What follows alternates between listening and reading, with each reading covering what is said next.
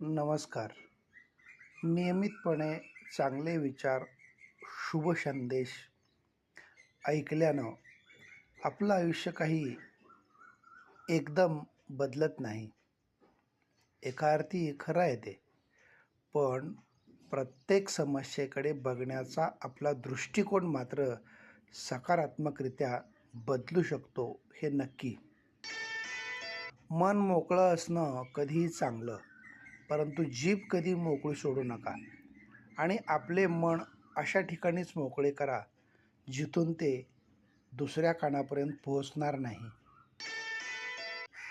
आपण आपल्या जीवनात एखादे काम करायचेच हा निर्धार आणि करावेच लागेल हा एकच पर्याय ठेवला तर संपूर्ण ताकद पणाला लावून काम पूर्ण केले जाते. पाठीवरच्या ओझ्यापेक्षा मनावरचं ओझं अधिक जड असतं. ते कमी करण्यासाठी आपण ज्याच्या खांद्यावर उतरणार असू त्याचे खांदेही तितकेच मजबूत हवेत. कितीही चांगली गाडी ओढली तरी घोड्याला चाबकाचे फटकारे काही चुकत नाहीत. झाडांनी कितीही चवदार गोड फळे दिली तरी दगडांचा मारा त्यांना कधी चुकत नाही. तसंच माणूस कितीही चांगली व्यक्ती असली तरी लोकांच्या टीकांमधून त्याची सुटका नाही.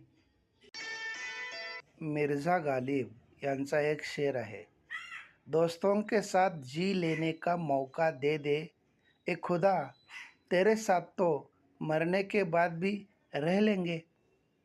एकमेकांचे मित्र व्हा आणि सदैव आशीर्वादित राहा. Beautiful relations are based on bricks of trust. धन्यवाद.